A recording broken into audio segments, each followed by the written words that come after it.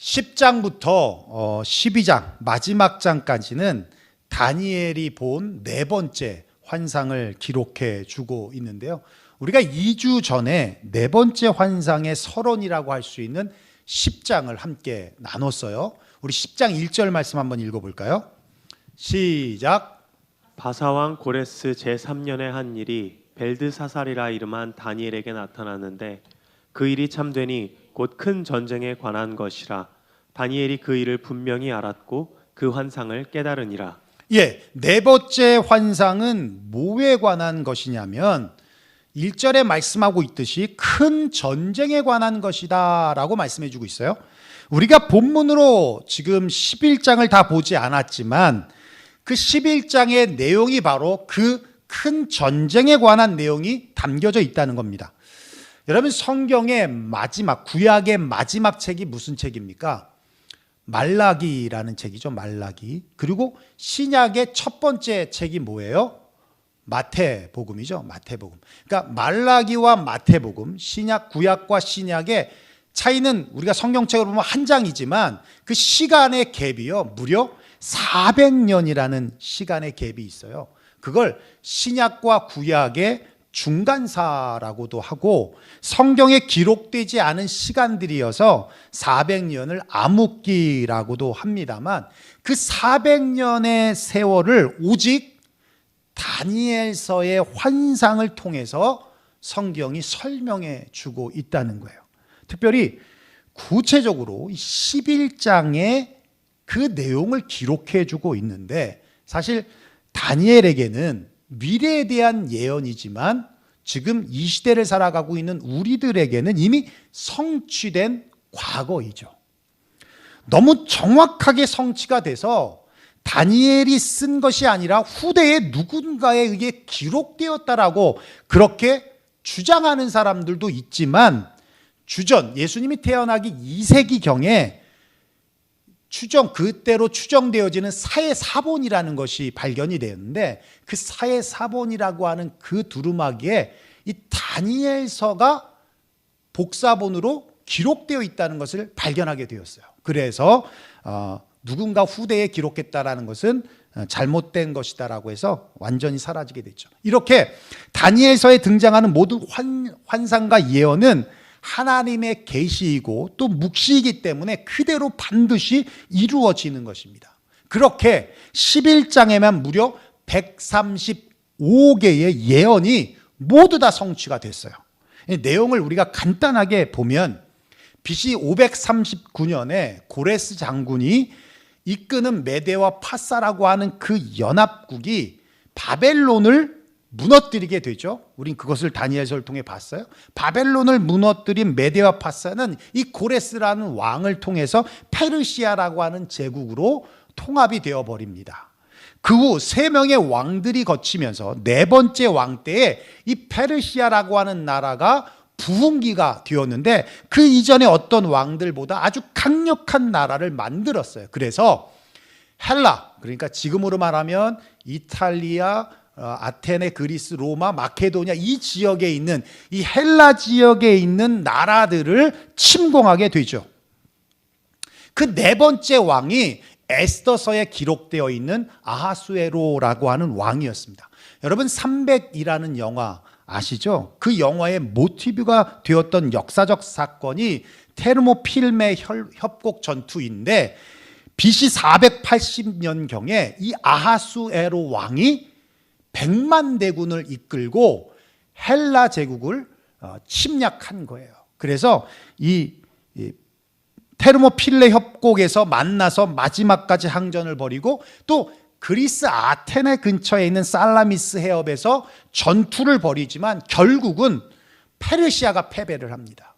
이 전쟁, 한 번의 전쟁이지만 엄청난 것을 쏟아 부었기 때문에 이 패배는 굉장히 치명적이었어요. 그래서 그 후로부터 페르시아는 점점 몰락의 길을 걷게 되고, 승전한 헬라 제국은 서구의 문명에 꽃을 피우는 발전을 하고 부흥을 하게 되어지죠. 이때 등장한 왕이 여러분이 잘 아는 헬라 제국의 알렉산더 대왕입니다. 이 알렉산더 대왕은 20살 때에 마케도니아 왕국에서의 왕으로 올라서 그리스 헬라 지역을 이 여러 나라로 되어 있던 이 왕국들을 5년 만에 합병을 하고요. 그리고 페르시아 제국을 무너뜨려 버려요. 뿐만 아니라 이집트를 점령하고 어디까지 진출합니까? 인도까지 점령을 합니다.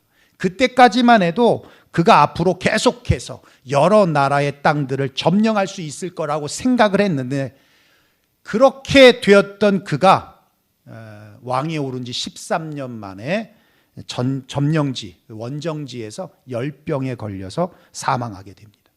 강력한 리더가 사라지자 헬라라고 하는 이 제국은 4개의 나라로 쪼개지게 되는데, 4명의 장군들이 한 나라씩 맡아서 다스리게 돼요. 카산더라고 하는 장군은 서쪽의 헬라와 마케도니아 지역을, 그리고 셀루쿠스라는 장군은 동쪽의 수리아와 바벨론과 인도 지역을, 리시마쿠스라고 하는 장군은 북쪽의 트레이스와 비두니아 지역을, 그리고 프톨레미아는 남쪽의 이집트 지역을 지배하게 됩니다. 이 네 등분으로 나누어진 이 나라들 중에 가장 강력했던 나라가 이 프톨레미아 왕조예요. 그리고 제일 약했던 왕조가 이 셀루쿠스 왕조였는데, 여러분 지도를 보시면 알겠지만 셀루쿠스 왕조가 굉장히 넓게 확장이 됐잖아요. 나중에는 이 셀루쿠스 왕조가 굉장히 강하게 되는 강한 나라가 됩니다.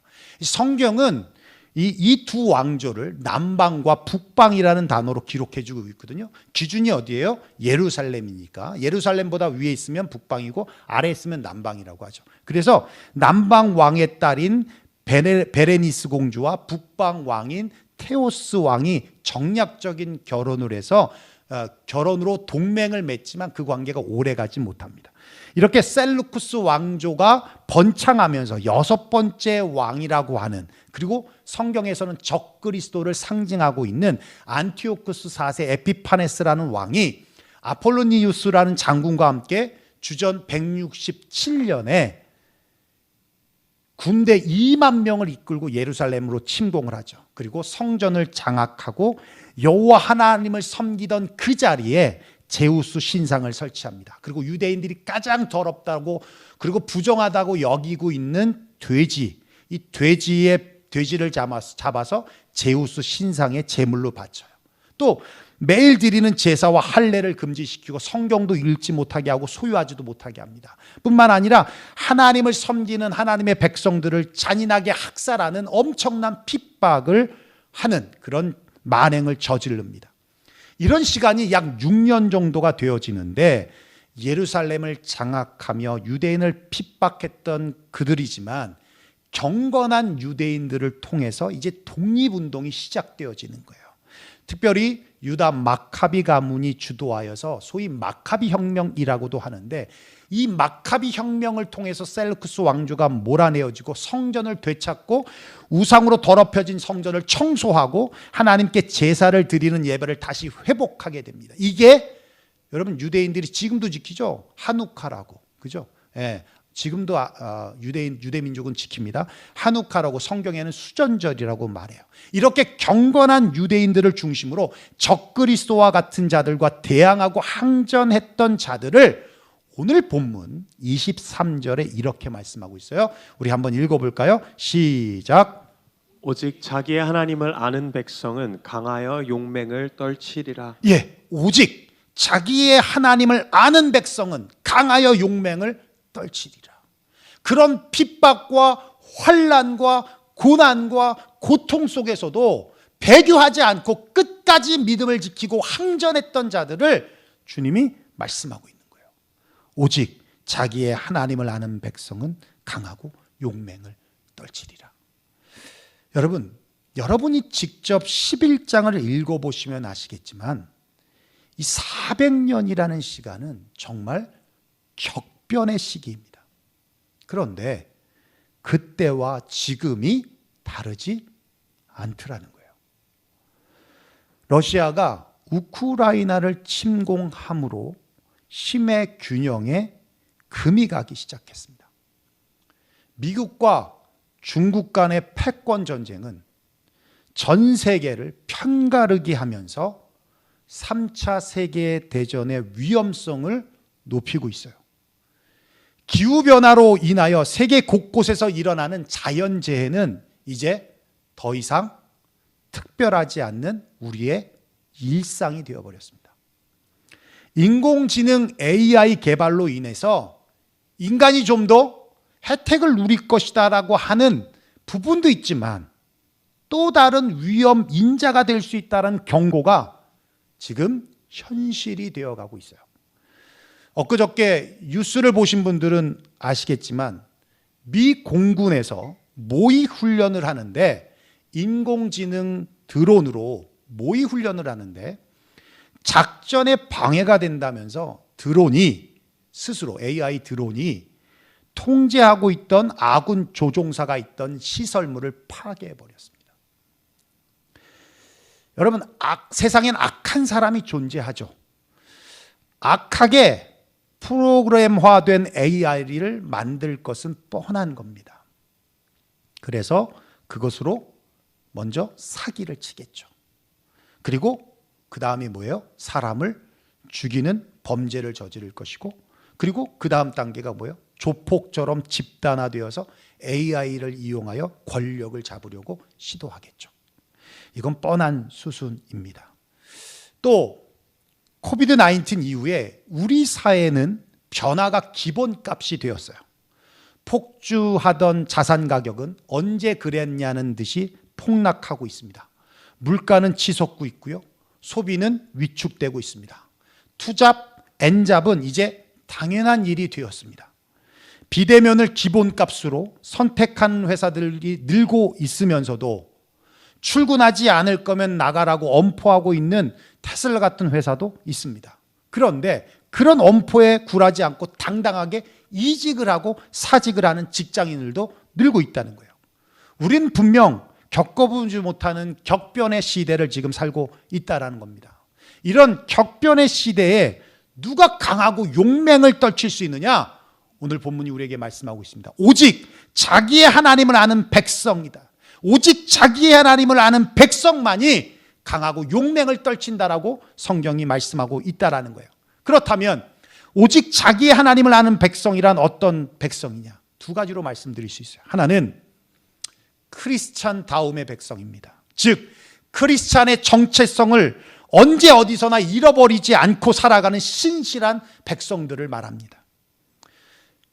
매년 발행되고 있는 트렌드 코리아 2023이라는 책에 보면 2023년도의 키워드가 10가지가 있는데 그 중에 하나가 평균 실종이라는 거예요.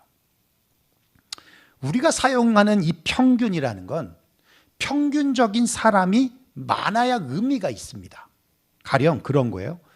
우리 교회의 교인들은 반이 키가 2m야. 그리고 반이 키가 1m야. 그러면 우리 교회의 평균은 키가 어떻게 됩니까? 1m 50cm죠. 그렇죠? 네. 그런데 정작 1m 50cm 키를 가진 성도는 아무도 없어요. 네. 그러면 평균이 무슨 의미가 있겠습니까? 아무 의미가 없다는 거예요. 우리 교회를 소개할 때 니네 교회 교인들의 평균 키는 어떠니? 우리는 뭐 평균을 말할 수가 없어. 그냥 2m 롱다리하고 1m 숏다리가 있을 뿐이야. 롱다리 반, 숏다리 반. 이렇게 말하면 된다는 겁니다. 적어도 평균의 의미가 있으려면 평균값에 해당하는 범위의 사람들이 있어야 한다는 거예요. 이렇게 평균이 상실되었다라고 하는 것은 어떤 의미냐면 점점 양극화되어 있다는 거예요. 그러니까 가운데가 없다는 거예요. 높든지 낮든지 동이든 서든 이렇게 양극화가 되어 있다는 거고, 또 N극화가 되어 있다는 거예요. N극화라는 우리가 N분의 1이라고 하잖아요. 각자 내는 거죠. 각자 취향이 있다는 겁니다. 그리고 단극화, 그럼에도 불구하고 한쪽으로 쏠리고 있다는 얘기예요. 여러분, 경제적인 상황을 한번 보면 최근 금리 인상과 경기 침체로 인해서 여러분 한국 뉴스 보시는 분들은 아시겠지만 부동산이 폭락한다. 실거래가 대비 몇 억 빠졌다. 이런 얘기 흔하게 듣고 있어요. 그래서 지금이 살 때다라고 하는 사람들도 있어요. 그런데 반면에 또 다른 소식들을 보면 초호화 아파트의 매매가와 전세가가 모두 100억이 넘었다. 최고가로 지금 거래되고 있다라는 말들도 나오고 있어요. 그러니까 아예 폭락을 해버리든지 아예 폭등을 하든지 가운데가 없다는 얘기입니다. 여러분, 정치적 또 사회적으로 보면 진보와 보수의 간의 이념 차이가 점점 커지고 있어요. 그리고 남자와 여자 간의 갈등, 그리고 세대 간의 갈등들이 점점 커져가면서 이제 가운데가 없이 둘로 나눠지고 있어요. 둘로 나눠지고 있어요.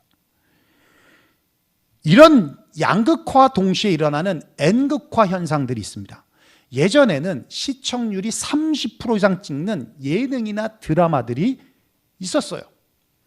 대표적으로 여러분, 무한도전이라는 예능이나 1박 2일이라는 예능은요, 국민 예능이라고 불릴 만큼 많은 사람들의 사랑을 받았습니다. 그런데 지금은 유튜브나 OTT로 직접 각자가 보고 싶은 것들을 봅니다. 그러니까 100명이 있으면 100개의 취향이 존재한다는 거예요. 예전엔 이런 개별성을 존중해 줄 만한 기술이나 인프라가 없었기 때문에 그냥 TV에 한정되었는데, 지금은 유튜브 같은 플랫폼에 수백만, 수천만 채널들이 아주 사소한 취향까지 공략하는 콘텐츠들이 쏟아내지고 있습니다. 더군다나 이 빅데이터 알고리즘을 통해서 각 사람의 취향과 또 그들에 맞는 콘텐츠와 상품을 추천해 줄 수 있을 만큼의 기술력이 발전되어 있다는 얘기예요. 이런 N극화와 정반대의 트렌드도 존재하는데 바로 단극화예요. 단극화. 소위 독점입니다. 구글은 전 세계 검색량의 90%를 독점하고 있어요. 유튜브는 동영상 시청 시간 중 거의 90%를 유튜브가 독점하고 있다고 합니다. 이렇게 양극화되고 N극화되고 그리고 단극화가 일어나고 있는 현대 사회에 평균은 더 이상 의미가 없다라는 거예요. 의미가 없는 정도가 아니라 오히려 해롭다라고 말을 합니다. 이 무슨 말이냐면 평균의 기초에서 우리가 생각을 해요. 그러면서 이렇게 말하죠. 나는 왜 늘 평균 미달일까? 왜 저 사람은 평균대로 행동하지 않지? 이런 생각이 굉장히 편협하고 그리고 이 잘못된 판단에 빠지는 어리석은 사고가 될 수 있다는 얘기입니다. 그렇다면 평균이 실종된 사회 속에서 어떤 사람들이 살아남고 어떤 사람들이 두각을 나타내느냐? 평균의 종말이라고 하는 책을 쓴 저자인 토드 로즈가 이런 말을 했어요. 이제 평균의 시대는 가고 개개인성의 시대가 도래했다. 그러니까 N극화라는 말이 보여주듯이 이제는 개인의 취향이 하나의 시장이 되고 그 자체로 존중받을 수 있는 사회가 됐다는 거예요. 그래서 현대 사회에서 성공하려면 소위 나다움을 추구할 때 그게 가장 강력한 경쟁력이 되고 그것이 가장 강력한 성공의 도구가 된다는 겁니다. 여러분, 그렇습니다. 소위 사회가 정해놓은 국룰이라는 게 있어요. 여러분, 국룰이라는 말 들어보셨어요? 네? 내가 오늘 많이 가르쳐 드립니다. 여러분, 국룰이라는 것은 모든 사람들이 인정하는 일반적 상식을 요즘 MZ세대가 쓰는 단어예요. 국룰. 네, 국룰. 나라 국자 써서 나라가 정했다는 거예요. 그냥 민심이라는 얘기예요. 민심. 국룰이 정해준 게 있어요.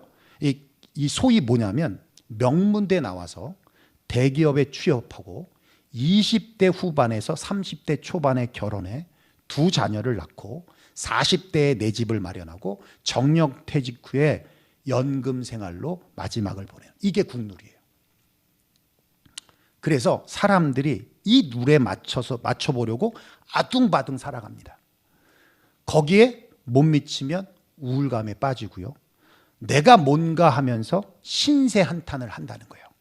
아니라는 거예요. 이제 국룰로 사람을 판단하고 재단하는 시대는 끝났다는 거예요. 내가 누구인가? 나를 행복하게 하는 것이 무엇인가? 내가 잘하는 것이 무엇인가? 내가 좋아하면서 잘할 수 있는 것이 무엇인가를 생각하고 고민하고 가장 나다운 것을 찾을 때 그게 가장 강력한 무기이고 성공이고 행복이라는 겁니다. 이런 시대예요.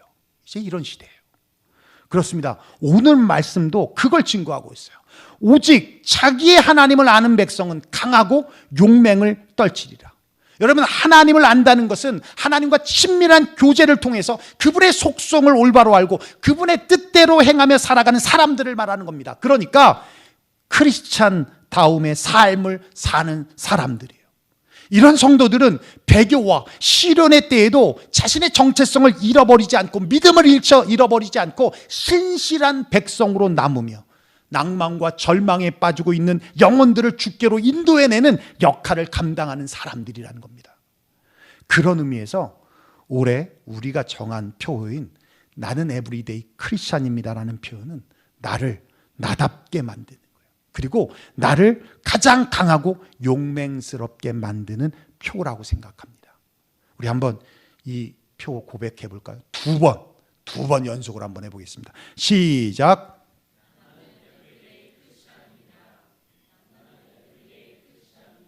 나는 에브리데이 크리스찬입니다. 여러분, 매일같이 일어나면서 또 자면서 직장을 시작하면서 사람을 만나면서 꼭 여러분 이 고백하십시오. 나는 에브리데이 크리스찬입니다. 나는 에브리데이 크리스찬입니다. 그렇습니다. 오직 자기 하나님을 아는 백성, 그 아는 백성이란 크리스찬다움의 백성입니다. 즉 크리스찬의 정체성을 언제 어디서나 잃어버리지 않고 살아가는 신실한 백성들이라는 것입니다. 둘째는 오직 자기 하나님을 아는 백성이란 어떤 백성이냐면 하나님을 배우고 가르치는 백성이라는 거예요. 우리가 지난주 조혜련 씨 간증이 담긴 영상을 봤지만 이 조혜련 집사님은 누구나 그렇죠. 믿기 전에는 믿는 사람들을 좋지 않게 보고 전도하는 사람 비판하죠. 그래서 개그우먼 여러분 아시죠? 김지선 씨. 그분과 함께 MBC 토크쇼 세 바퀴를 할 때 이 김지선 씨는 녹화 전에 항상 기도를 한다는 거예요. 근데 그게 그렇게 꼴보기 싫었답니다. 엄청 꼴보기 싫었대요. 그리고 개그우먼 김효진 씨를 보면서 자기보다 인기도 없고 가진 것도 없음에도 불구하고 행동하고 말하는 것 보면 마치 든든한 백이 있는 것 같이 느껴졌다는 거예요. 그래서 그게 뭔가 너무 궁금했는데 그렇다고 해서 교회를 다니지 않았다는 겁니다. 그런데 초혼에 실패를 하고 재혼을 한 남편이 3대째 예수를 믿는 집안이었고 남편의 전도로 교회를 나가게 됐는데 남편이 2살 연하여요. 근데 남편이 늘 반말을 한다는 겁니다. 반말을. 그러니까 조혜련 씨가 너무 기분이 나빠서 반말 좀 하지 말라고 그랬더니 남편이 그런 제안을 했어요. 오케이, 나 반말 안 할게. 그런데 교회 한 번만 와봐. 그러니까 뭐 한 번 가는 거에 뭐 문제가 되겠습니까? 알았어. 내가 교회 갈 테니까 한 번 갈 테니까 반말하지 마. 알았다고. 그리고 교회를 갔는데 처음 간 그 교회에서 목사님 말씀에 은혜 받고 그 교회 분위기에 완전히 사로잡혀서 그때부터 교회를 다니기 시작했다는 거예요. 그리고 그 이후에 성경이 너무 알고 싶어져서 성경을 읽기 시작을 했는데 정말 성경을 통으로 알 수 있도록 주변의 사람들을 붙여주셨다는 겁니다. 그런데 성경을 알면 알수록 더 알고 싶을 뿐만 아니라 하나님이 어떤 분인지 알게 되더라는 거예요.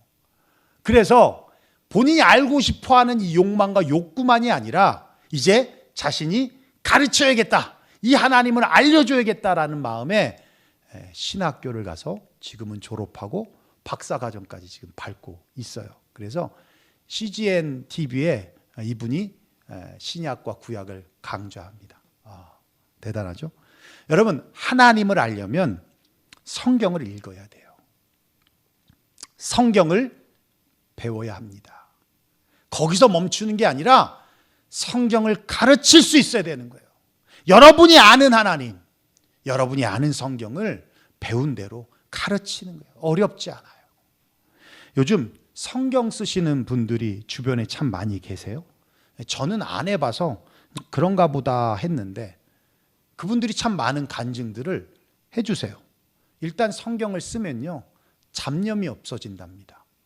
그리고 쓰면서 말씀을 더 깊이 있게 보게 된다는 거예요. 쓸 때 느리게 쓰잖아요. 빨리 쓸 수 없잖아요. 그러면서 쓰면서 더 깊게 본다는 거예요. 그리고 쓰면서 반복되어지게 쓰여지는 단어들이 있잖아요. 그런 게 가끔씩 나타나면서 이게 하나님의 응답이라고 느껴질 때가 있더라는 거예요. 그러면서 점점 삶이 더 회복되어지는 것 같다라고 간증을 합니다. 하나님을 알기 위해서 성경을 읽고 배우고 가르치고 그리고 쓰기까지 하면 삶이 회복되어지는 것은 당연한 열매이고 결과라고 믿습니다. 저도 40대를 넘어가는 어려운 시기에 단 한 번도 목회자가 됐다는 거에 대해서 후회한 적이 없고 뒤돌아본 적이 없었는데 그때가 22년 차였습니다. 그때 정말 내가 왜 목회자가 됐는지에 대한 후회함도 오고 또 정말 떠나려면 누군가가 이렇게 도와줬다면 떠날 수도 있었던 상황이었어요. 근데 하나님 끝까지 붙잡아 보자 해서 기도원에 들어가서 일주일 금식기도 하고 그리고 하나님이 다시 은혜를 주셔서 그때요 하루에 적어도 3시간 많게는 9시간씩 성경을 읽었는데 그때는 제가 속독을 했어요. 굉장히 빠르게 읽었습니다. 그래서 남들이 읽는 거에 거의 5배씩으로 빨리 읽었어요. 그래서 그 당시에 6개월 동안 성경을 거의 10번 읽었습니다. 제 성경책 보면 성경을 읽은 챕터는 이렇게 표시를 하거든요. 몇 번 읽었는지. 그때만 거의 10번을 읽은 것 같아요. 근데요, 와, 정말 하나님이 깨닫게 해주시는데, 뭐 다른 사람 잘못이 아니에요. 다 내 잘못이라는 것을 깨닫게 되고, 결국은 다시 하나님 앞에 돌아와서 직업적인 목회자가 아니라 한 영혼을 바라보는 목회자로 하나님께서 다시 리프레시를 해주셨어요. 그래서 개척할 수 있었습니다. 디모데후서 3장 15절 17절입니다. 우리 한번 읽어볼까요? 시작. 또 내가 어려서부터 성경을 알았나니 성경은 능히 너로 하여금 그리스도 예수 안에 있는 믿음으로 말미암아 구원에 이르는 지혜가 있게 하느니라. 모든 성경은 하나님의 감동으로 된 것으로 교훈과 책망과 바르게 함과 의로 교육하기에 유익하니 이는 하나님의 사람으로 온전케 하며 모든 선한 일을 행하기에 온전케 하려 함이니라. 할렐루야. 여러분 믿습니까? 저 다시 믿습니까? 있는데 왜 안 보세요? 이 성경 안에 구원에 이르는 지혜가 있어요. 이 성경은 사람이 쓴 게 아니라 하나님의 영감을 받은 자들이 쓴 겁니다. 교훈과 책망과 바르게 함과 의로 교육하기에 유익한 책이고 하나님의 사람으로 그리고 모든 선한 일을 행하기에 온전케 하는 책이 바로 이 성경입니다. 여러분 삶이 힘드시다고요? 다시 말씀으로 돌아가 보십시오. 다시 하나님을 알아가 보십시오. 그러면 거기에 답이 있습니다. 답이 있어요. 조혜련 집사를 변화시킨 것도 성경이고 어거스틴을 새 사람으로 만든 것도 성경이며 방탕하게 살던 부시도 변화시켜 사사람 되어 대통령 된 것도 성경입니다. 그렇습니다. 여러분 격변의 시대에 어떤 사람이 강하고 용맹을 떨칩니까? 오직 자기 하나님을 아는 백성입니다. 하나님을 알려면 성경을 읽고 배워야 합니다. 그리고 성경을 가르쳐야 합니다. 더 나아가 성경을 쓰기까지 한다면 입체적으로 하나님을 더 잘 알 수 있게 된다는 거예요. 그러므로 이 성경이 바로 우리의 무기입니다. 여러분 믿습니까? 이게 우리 삶의 무기인 거예요. 우린 지금 다니엘이 봤던 환상과 같이 격변의 시대를 살고 있습니다. 이때에 세상에 속하지 않고 잡혀 먹히지 않고 강하고 용맹스럽게 살아가기 위해서는 오직 자기의 하나님을 아는 백성이 되어야 합니다. 그러기 위해서 우린 더욱더 크리스찬다움의 모습으로 살아가고 하나님의 말씀인 성경을 읽고 배우고 가르치고 또 쓰면서 하나님을 더욱더 아는 백성이 되어야 할 것입니다. 이번 한 주간도 그렇게 하나님을 아는 백성으로 강하고 용맹스럽게 살아가시는 에브리데이 크리스찬들이 되시기를 주의 이름으로 축원합니다. 기도하겠습니다.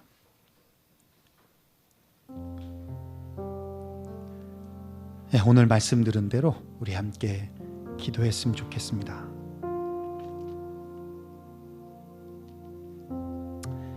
우리의 믿음을 흔들 것들이 얼마나 많은지 몰라요. 정말 조금만 한눈 팔면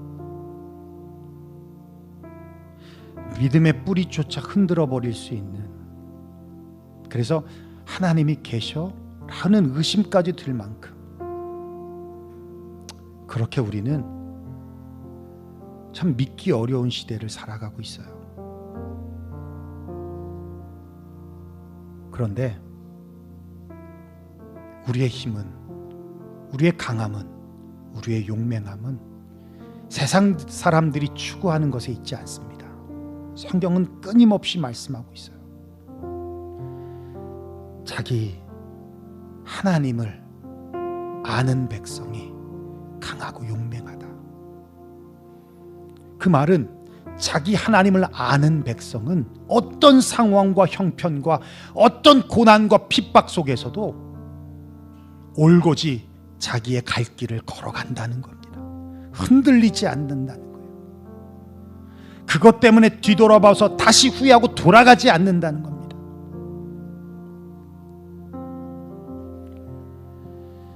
자기 하나님을 아는 백성이란 신실하게 하나님을 바라보며 나아가는 크리스찬다움의 삶을 사는 사람들이고, 그 하나님을 알기 위해서 우리는 성경을 달마다 읽고 배우고 그리고 가르칠 수 있을 만큼 그렇게 나아가게 될 때 그것이 비로소 내 것으로 소화가 되어지는 것입니다. 그럴 때 이 격변의 시대를 살아가는 우리들이 이 세상 속에 사로잡혀 먹히지 않고 세상에 속해서 세상 사람들과 같은 방향으로 나아가지 않고 강하고 용맹스럽게 세상을 헤쳐나가며 그리스도의 영광을 나타내는 그런 멋진 백성으로 살아가게 될 줄로 압니다. 오늘 말씀 들은 대로 여러분 그런 결단이 우리 안에 있기를 원합니다. 함께 기도하며 나아가겠습니다. 기도하겠습니다. 고마우신 우리 아버지 하나님, 감사와 영광을 하나님 앞에 올려드립니다.